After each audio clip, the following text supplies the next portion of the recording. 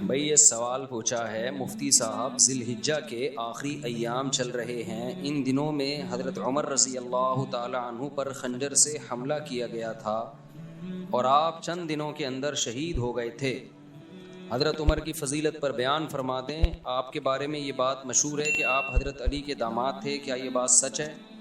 हज़रत उमर की ज़ात पर बहुत से एतराज़ात किए जाते हैं, जिनमें हज़रत फ़ातिमा रज़ी अल्लाह ताला अन्हा के घर का दरवाज़ा जलाना और हज़रत फ़ातिमा पर तशद्दुद करना, जिससे आपका हमल ज़ाया हो गया, सरे फहरिस्त हैं माज़अल्लाह। इसके अलावा हज़रत उमर के 3 तलाक़ वाले मसले पर भी बहुत एतराज़ात किए जाते हैं। एक ख़ातून एक चैनल पर कह रही थी कि उमरी क़ानून ने मेरी ज़िंदगी तबाह कर दी, क्योंकि उमरी क़ानून में, यानी उमर वाला क़ानून को उमरी क़ानून कह रहे हैं, उमरी क़ानून में तलाक़ देना बहुत आसान काम है। इसका जवाब भी इनायत फरमा दें। तीसरी बात यह है कि हज़रत उमर की राय की तायीद में कई बार कुरान की आयत नाज़िल हुई। नाज़रीन को इन आयतों के बारे में भी बता दें। सब कुछ तो आपने ही बता दिया है, मेरे बताने के लिए कुछ छोड़ा ही नहीं आपने। देखो, ये जो हज़रत फ़ातिमा पे जुल्म के वाक़यात बयान किए जाते हैं कि हज़रत उमर ने ये किया, हमल ज़ाया हो गया, ये हो गया, वो हो गया, वगैरह वगैरह, हमेशा कोशिश किया करो बातिल के सवालात का जवाब देने के बजाय ना उल्टा बातिल से सवाल पूछना शुरू कर दिया करो। जब भी आप दिफाई पोजीशन में अपने आप को रखोगे ना, सामने वाला बड़े बड़े जराइम करके बैठा होगा, वो अपने ऊपर बात ही नहीं आने देगा, वो हमेशा आप पर बौछार करता रहेगा और आप दिफाई पोजीशन में एक का जवाब, दूसरी बात का जवाब, तीसरी बात का जवाब। ये कभी भी तरीका नहीं होता। मैंने एक वाकया सुनाया था कि एक साहब आए और मुझे कहने लगे कि उलमा देवबंद के अकायद, आपके जो उलमा देवबंद के जो अकाबिर हैं ना, उन अकाबिर के अकीदे ठीक नहीं हैं, मैं आपसे इस पे मुनाजरा करना चाहता हूँ। मुझे कहने लगे, मैंने कहा ठीक है, मैं तैयार हूँ इसके लिए, लेकिन आप इल्ज़ाम लगाओगे उलमा देवबंद के जो अकाबिर थे, जो हमारे अकाबिर थे, उन पे इल्ज़ाम लगाओगे और मैं उन इल्ज़ामात का दिफा करूँगा, तो ये बराबरी वाली बात नहीं हुई। बराबरी वाली बात ये होगी कि आप हमारे अकाबिर पे इल्ज़ाम लगाओगे और मैं आपके अकाबिर पे इल्ज़ाम लगाऊंगा। आपने, जैसे मैंने अपने अकाबिर का दिफा करना है, तो जो मैं आपके अकाबिर पे इल्ज़ाम लगाऊं, आपने उसका भी दिफा करना है। ये एक तरफा बात नहीं होगी कि आप मुझे थप्पड़ मारो और अपने मुंह को मैं बचाता रहूं बैठ के। जब आपको मेरे मुंह पे थप्पड़ मारने की इजाजत होगी और मैं बचाऊंगा, तो मैं भी आपके लगाऊंगा और आप अपना मुंह भी बचाएंगे। समझते हो कि नहीं समझते? ये हमेशा बहस का उसूल है, ये याद रखो। बातिल की कोशिश होती है आप पे चढ़ जाए वो, और अपने आप को बिल्कुल पहले से ही महफूज रख लेता है वो। बात से बात निकलती है ना। ईसाई आते हैं, ईसाई लोग जो तंज करते हैं, इस्लाम पे एतराज़ करते हैं, नबी सल्लल्लाहु अलैहि वसल्लम ने इतनी उम्र में 9 साल की लड़की से शादी की, फलाना, ये वो जो उनके इल्ज़ामात होते हैं जिहाद और इस्लाम तलवार से, जो 8-10 मशहूर एतराज़ात हैं। ठीक है, उलमा इसका भी जवाब देते हैं, लेकिन आप भी तो एतराज़ करो। भाई, आप ईसा को खुदा का बेटा कहते हो, एक मखलूक को खुदा का बेटा कह रहे हो, ये ज़्यादा छंबे की बात है? या हज़रत आयशा 9 साल में बालिग हो गई और पैगंबर से उन्होंने 50 साल की उम्र में निकाह किया और हमेशा खुश ज़िंदगी गुजारी, वो उस पर बिल्कुल भी नादिम नहीं थी, वो खुश हैं। वो आज भी जिंदा होके आ जाएं, आप उनसे पूछें कि अगर दोबारा हम माजी में चले जाएं और आपकी 9 साल की उम्र में रुखसती हो और पैगंबर की 50 साल उम्र हो, वो कहेंगी दोबारा मैं ये काम करूंगी। वो तो इस रिश्ते पे इतना खुश थी। तो आप पहले इस बात का जवाब दो कि एक खुदा भी है और खुदा के बेटे भी हैं ईसा, और ये कैसे मुमकिन है? तो बजाय इसके कि हम एतराज़ात के जवाब देना अगले से, देखो, ये मैं इसलिए कह रहा हूं कि इस्लाम पे जो एतराज़ात होते हैं, ये इसलिए करते हैं ताकि हमारी नज़र में इस्लाम को मशकूक कर दें और हम इस्लाम को छोड़ दें। यही होगा ना? तो हम इस्लाम छोड़ के जाएं कहाँ? जिधर जाना है पहले उसका बरहक होना तो साबित करो ना। भाई, एक डॉक्टर ने आपको बताया ये भी नहीं खाना, ये भी नहीं खाना, इससे भी परहेज, इससे भी परहेज। आप डॉक्टर साहब से पूछते हो खाना क्या है, फिर डॉक्टर कहे कुछ भी नहीं खाना। तो डॉक्टर साहब ऐसा तो नहीं हो सकता, वो तो यकीनी मरूंगा फिर मैं भूखा प्यासा। मुझे पहले ये बताओ ये छोड़ना है तो इसके मुतबादिल मैंने खाना क्या है। वो डॉक्टर सही डॉक्टर होगा, वो कहेगा भाई ठंडा पानी मत पियो मगर गर्म पी सकते हो, खिचड़ी मत खाओ मगर रोटी खा सकते हो, या रोटी मत खाओ मगर खिचड़ी खा सकते हो। तो इस्लाम पे जो लोग एतराज करते हैं कि इस्लाम में ये गलत, ये गलत, फर्ज कर लो थोड़ी देर के लिए मान लिया भाई इस्लाम गलत है, अब क्या करूं मैं? अब मेरे पास या तो ईसाई मजहब है, या हिंदू है, या सिख बन जाऊं, या मैं मुल्हिद हो जाऊं, खुदा ही का इनकार कर दूं, तमाम मज़ाहिब का इनकार कर दूं। अगर इस्लाम पे 10 एतराज़ात होते हैं, इल्हाद पे 1000 एतराज़ात होते हैं, हिंदू मजहब पे 2000 एतराज़ात होते हैं, ईसाइयत पे 3000 एतराज़ात होते हैं। तो भाई पहले मुझे जो मैं आप पे एतराज़ करूंगा उसका जवाब दो। मैं ईसाइयत से सेटिस्फाई हूंगा, फिर मैं ईसाइयत और इस्लाम को कंपेयर करूंगा आपस में। समझ में नहीं आ रही मेरा ख्याल है बात? तो कभी भी ऐसा नहीं हो सकता कि बातिल आप पे एतराज करते रहे, आप जवाब देते रहे, जवाब देते रहे, इसमें जिंदगी खप जाएंगी आपकी, कुछ भी हासिल नहीं होगा। वो कोई नया इतराज निकाल के ले आएगा, कल वो कोई नया इतराज निकाल के ले आएगा। तो बजाय इसके कि आप जो लोग हजरत उमर पे एतराज करते हैं ना कि हजरत फातिमा के साथ ये किया, हजरत फातिमा के साथ माज़अल्लाह नकल कुफर, सीधा सीधा एक जवाब दिया करो कि हजरत अली रजी अल्लाह ताला अन्हु उस वक्त जिंदा थे या नहीं थे, सैयदा फातिमा हजरत अली की जौजा थी या नहीं थी। तो आपने ये हजरत उमर पे एतराजात कर रहे हो, उनको बुरा भला माज़अल्लाह कह रहे हो, हजरत अली ने क्यों नहीं किया ये काम? नहीं, यही बात मेरा ख्याल है समझ। हजरत अली क्यों खामोश थे कि उनकी जौजा के साथ जुल्म हो रहा है, माज़अल्लाह उनकी जौजा को मारा जा रहा है जिससे उनका हमल ज़ाया हो रहा है, माज़अल्लाह मेरी बीवी के साथ कोई ऐसा करे मैं खामोश रहूंगा? आप उनके हाथ पे बैत भी हो रहे हैं, उनको खलीफा भी मान रहे हैं, और हजरत उमर और हजरत अली के इतने अच्छे ताल्लुकात कि हजरत उमर जो कमेटी बना रहे हैं 6 आदमियों की कि मेरे बाद कौन खलीफा होगा, उसमें सैयदना अली का नाम भी डाल रहे हैं। वाह वाह वाह! हजरत अली की जौजा के साथ और पैगंबर की साहबजादी, उनसे बड़ा क्या रुतबा हो सकता है? उनके साथ माज़अल्लाह एक शख्स इतना जुल्म कर रहा कि विरासत खा, माज़अल्लाह नकल कुफर, विरासत ना दे रहा उनको, उनका हमल जाया कर दिया। और हजरत अली के इतने अच्छे ताल्लुकात, हजरत अली से एक ज़ईफ रिवायत नहीं मिलती कि हजरत उमर पे उन्होंने तंज किया हो या उनको जालिम कहा हो। इतने अच्छे ताल्लुकात कि उमर हजरत अली के लिए को खलीफा के लिए नामजद कर रहे हैं और उनकी बेटी को निकाह का पैगाम भेज रहे हैं। ये शिया किताबों में भी मिल जाएगा आपको कि हजरत अली ने, हजरत अली की बेटी से किसका निकाह हुआ है?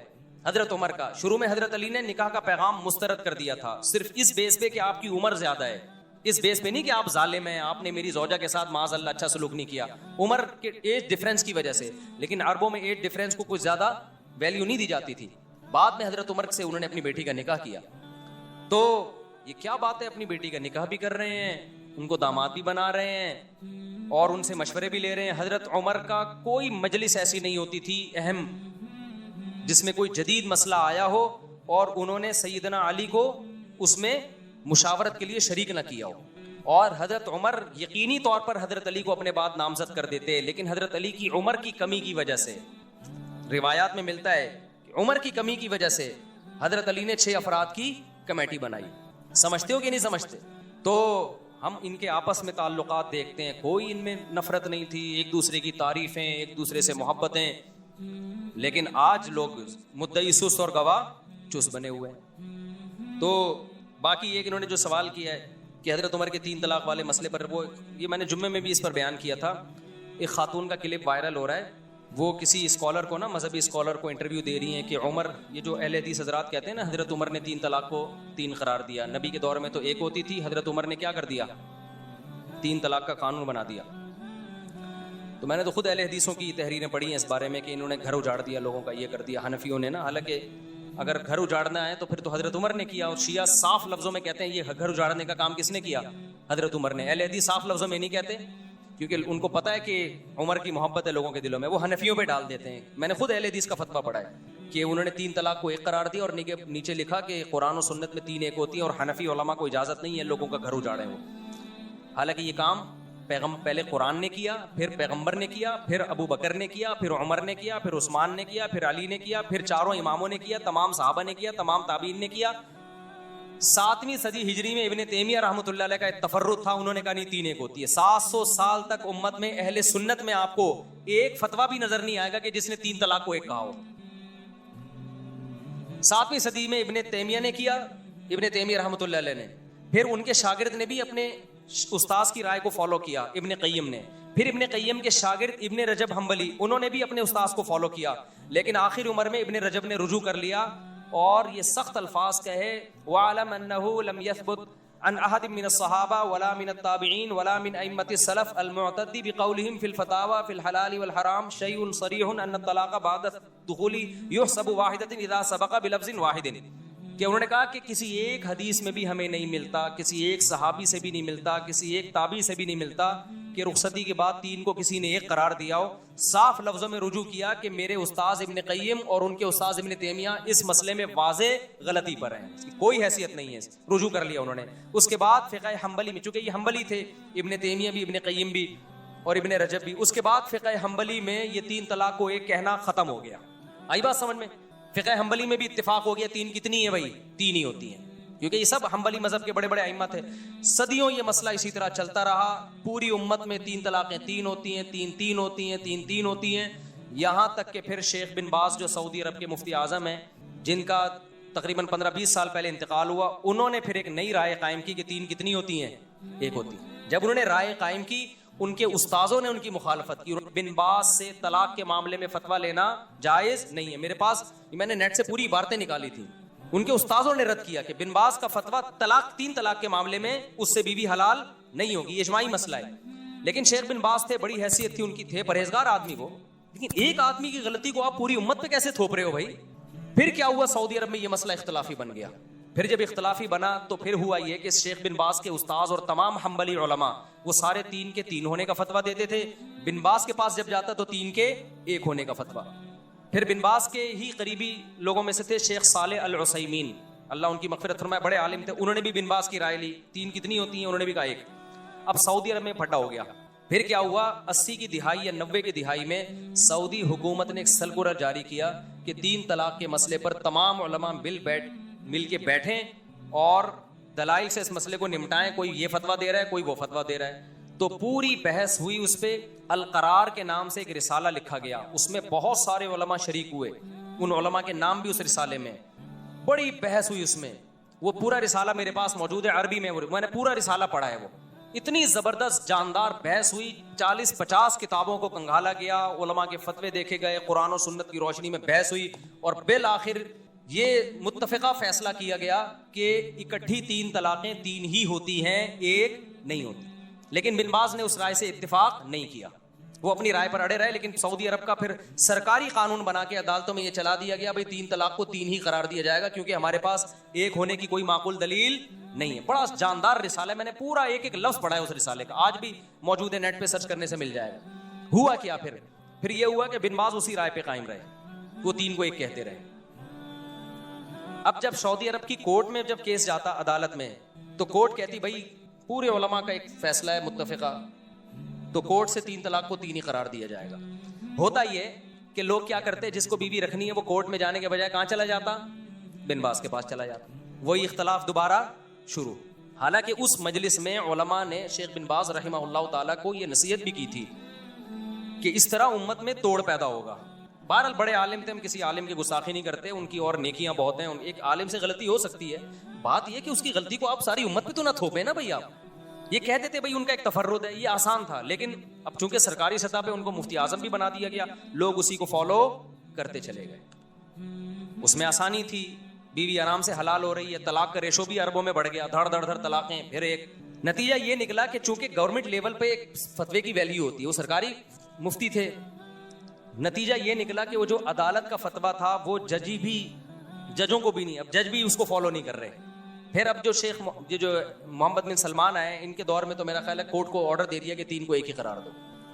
तो ये इस्लाम नहीं है मेरे भाई, समझ रहे हो? ये जाती आरा है बाज मुफ्तियों की। इस्लाम वो है जो कुरान ने बयान किया, अत-तलाक़ु मर्रतान, तलाक़ 2 मरतबा है। इसमें कुरान ने नहीं कहा कि इकट्ठी दो या एक महीने के बाद दो। कुरान कहता है फ़इन तल्लक़हा, तीसरी दे दी तो फ़ला तहिल्लु लहू मिन बादु, औरत तीसरी के बाद शौहर के लिए हलाल नहीं होगी जब तक दूसरे मर्द से निकाह ना कर ले।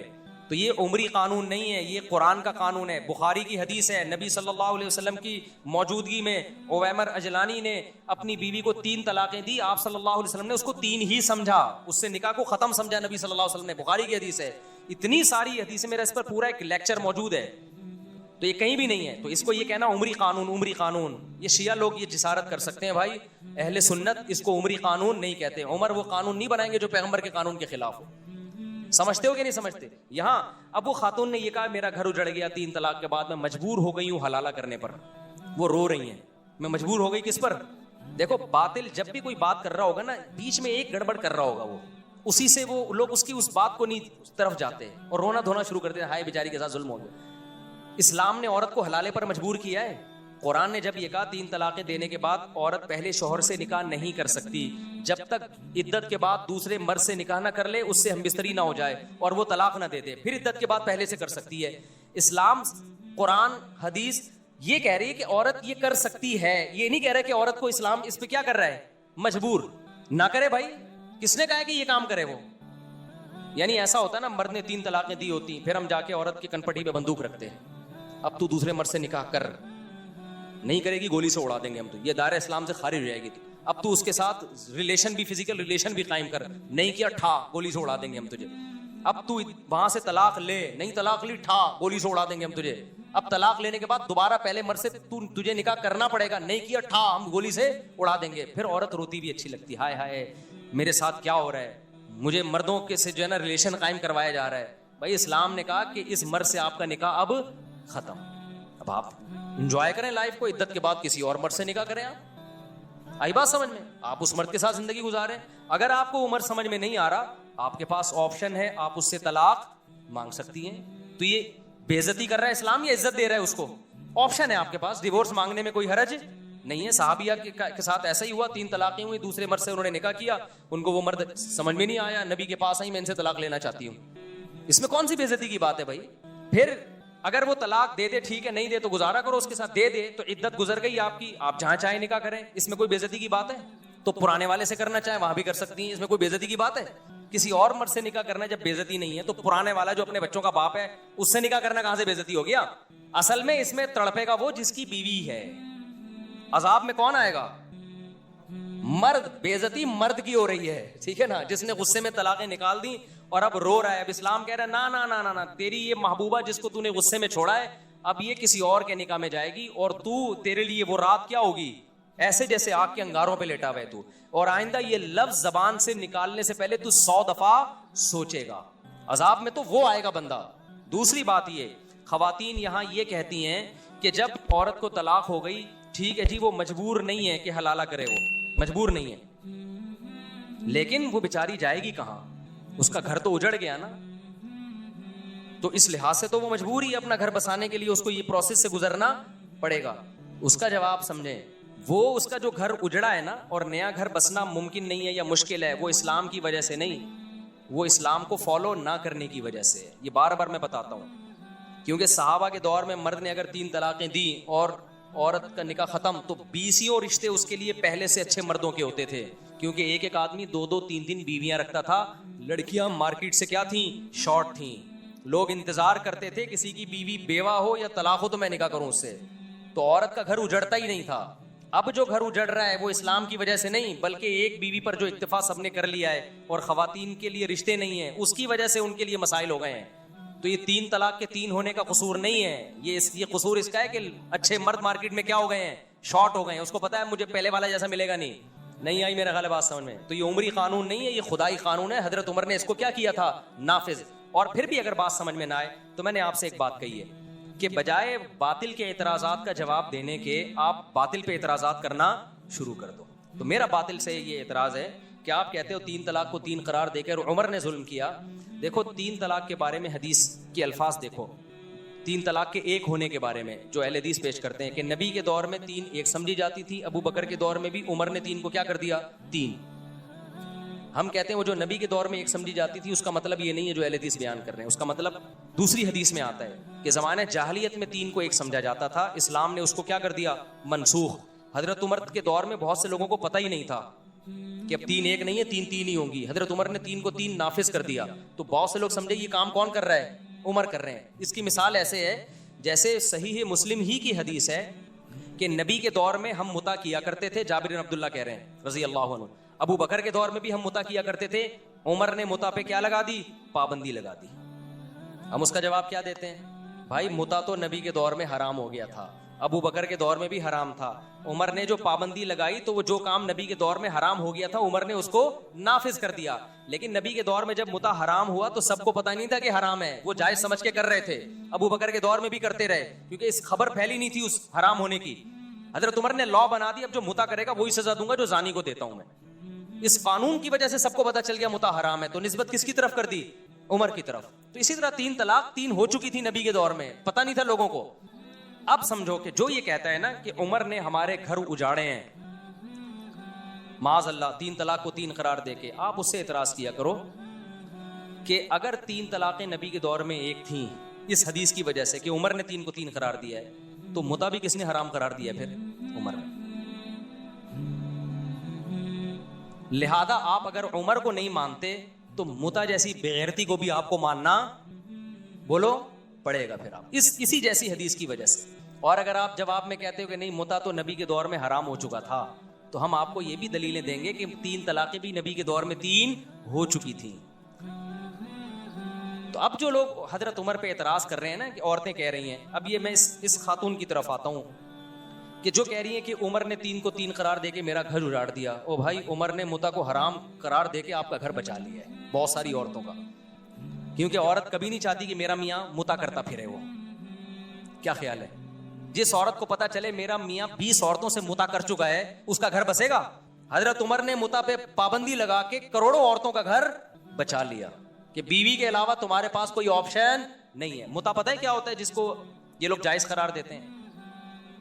मुता ये होता है कि जिसको कहा जाता है हजरत उमर ने हराम करार दिया, वो वाले मुता की बात कर रहा हूं। कौन सा मुता हराम करार दिया? मुता ये होता है कि आप किसी औरत से एग्रीमेंट कर लें 1 साल का या 6 महीने का या 1 हफ्ते का, कोई भी टाइम मुतय्यन कर लें, 2 गवाह हों, ईजाब व कबूल हो कि हम दोनों एक दूसरे के लिए हलाल हैं 1 महीने के लिए या 1.5 महीने के लिए या 2 महीने के लिए या 1 साल के लिए या 10 साल के लिए, कोई भी टाइम मुतय्यन कर दें या 1 घंटे के लिए।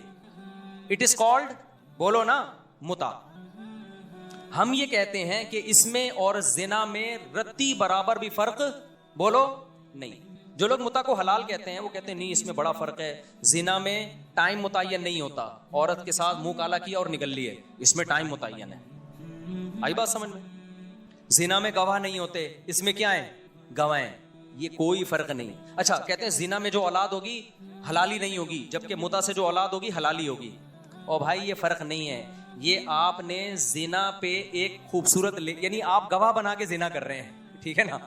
इसका मतलब जब किसी औरत से जिना करना हो तो 2 बंदों को गवाह बना लो और टाइम मुतय्यन कर लो 1 घंटे का। जिना में भी आजकल जो जिना हो रहा है ना मार्केट में, उसमें भी तवाइफें किराए पे एक टाइम के लिए मिलती हैं, टाइम होता है उनका। वो पुराने जमाने में जिना होता था, गए और मुंह काला करके भाग गए, कोई देख तो नहीं रहा। अभी जो होटलों में लोग बताते हैं ना, जो बुराइयां करते हैं, कि बाकायदा टाइम होता है तवाइफ का कि इतने टाइम तक आपके साथ रहेगी वो, तो टाइम भी हो गया। 2 गवाह बता दो, वसीम और गफ्फार को, अपने दोस्तों को बता दो, आज मैं तवाइफ से मुंह काला करने जा रहा हूं। कोई फर्क नहीं है भाई। निकाह में बड़ा फर्क ये होता है कि निकाह हमेशा के लिए होता है। तलाक क्या है? एक आर्जा है कि आपने हमेशा के लिए रहने का इरादा किया था, बीच में आपने उसको क्या कर दिया? डिस्कनेक्ट कर दी, उस रिश्ते को तोड़ दिया किसी भी वजह से आपने।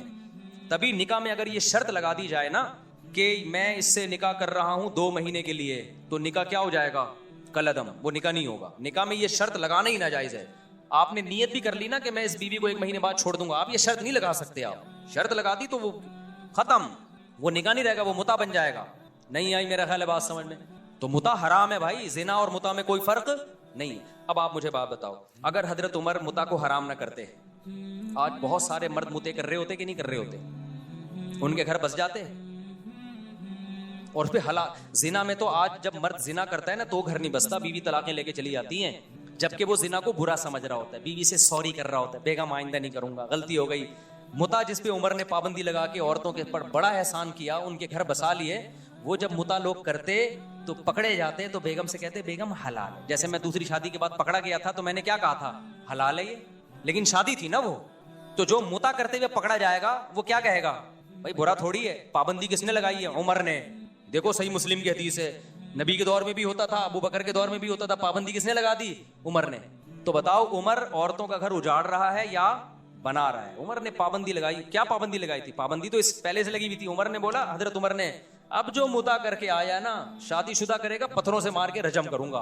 क्योंकि लोग कहते थे ये जिना नहीं है। हजरत उमर ने कहा ऐसी कोई दलील नहीं सुनूंगा मैं, नहीं ये बात मेरा ख्याल है समझ में। उन्होंने बोला कि रजम करूंगा, पत्थरों से मारूंगा मैं, ये एक दलील नहीं है कि जी ये गोद गवाहों की मौजूदगी में इजाब व कबूल हो रहा है। तो जो लोग कहते हैं कि मुता हलाल है, तो उन्होंने औरतों का घर क्या कर दिया? तबाह कर दिया। 3 तलाकों को जो 3 कहते हैं, चंद औरतों का घर तबाह होता है, लेकिन बेशुमार औरतों का घर बस जाता है। मर्द को जब पता चलता है ना 3 लफ्ज जबान से निकाले तो दोबारा नहीं मिल सकती मुझे ये, वो करोड़ दफा सोचता है जबान से निकालते हुए, बहुत दफा सोचता है, इबरत हो जाती है उसको, लिहाजा उससे घर बसता है, टूटता नहीं है। चंद का तो टूटता है, लेकिन चंद की वजह से लाखों का बस जाता है। और जिन्होंने मुता को हलाल कर दिया, तो खुद औरत सोचे अपने सीने पे पत्थर रखे कि आपका मियाँ एक काम जायज समझ के मुंह काला कर रहा हो, आज उस औरत से मुता किया। क्योंकि जब मुता जो लोग हलाल कहते हैं, फिर उनकी कोई लिमिट थोड़ी है कि 20 से हलाल है, 21वीं से हराम है। कहते हैं सब हलाल है, बस हलाल है, जितना बचाओ मुते करो। समझ में नहीं आ रही बात। और जो लोग मुता को हलाल कहने के दलाइल देते हैं, मैं उनसे एक सवाल पूछता हूं कि फिर आप ये काम छुप के क्यों करते हो? इसका मतलब आपका ज़मीर अंदर से कह रहा होता है कि ये अच्छा काम, बोलो निकाह छुप के किया जाता है खुलेआम।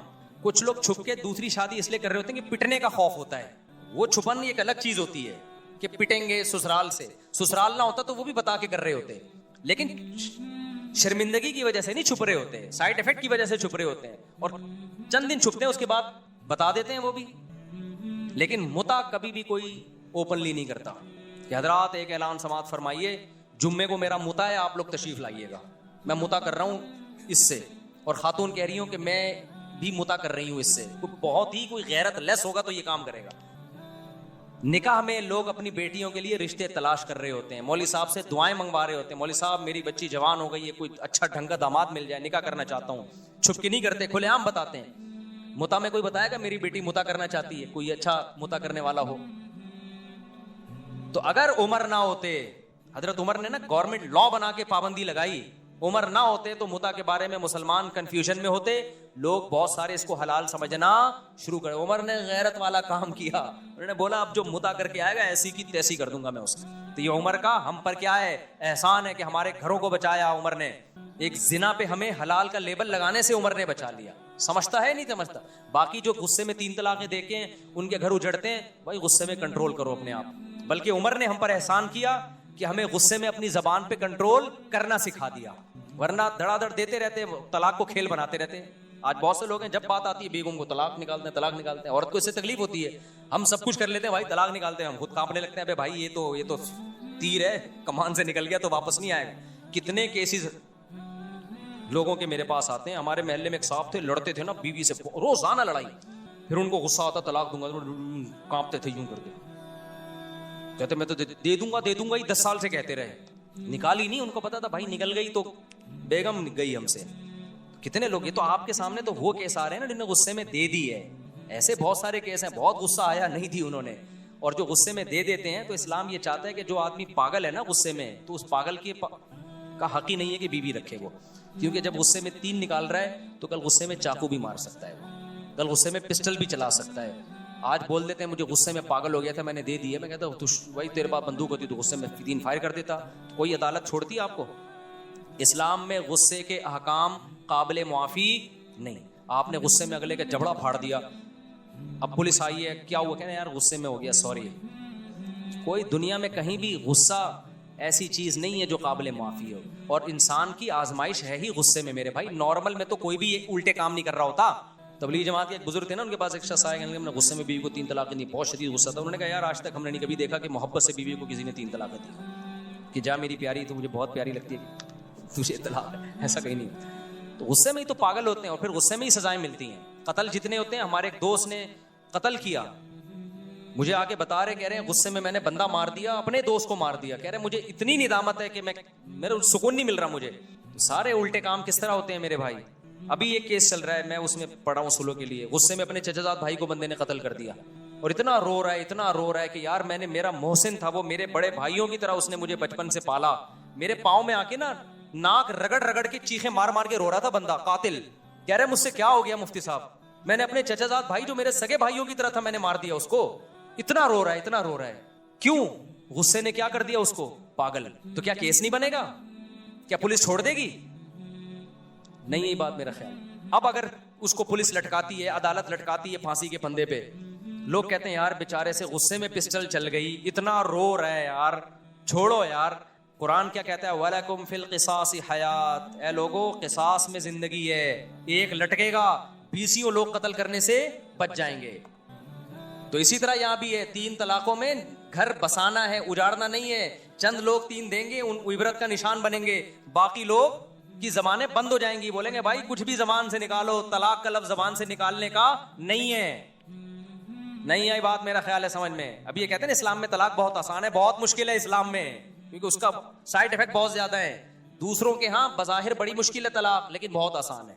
उनके यहाँ हिंदुओं में कोर्ट वोर्ट में जाना पड़ता है, लेकिन इतनी आसान है तभी तो धड़ाधड़ हो रही है तलाकें। हमारे यहाँ बहुत आसान है, लेकिन हकीकत में बहुत मुश्किल है, तभी हमारा फैमिली सिस्टम कामयाब है। तो ये तो हजरत उमर पे एतराज का मैंने जवाब दिया, बात लंबी हो गई। और पता नहीं क्या लिखा है इन्होंने हजरत उमर के बारे में। तीसरी बात यह कि हजरत उमर की राय की तायद में कई बार कुरान की आयतें, ये तो बहुत दफ़ा हुआ है, हजरत उमर ने नबी सल्लल्लाहु अलैहि वसल्लम से फरमाया कि अपनी ख़वातीन को हुक्म दें पर्दा किया करें।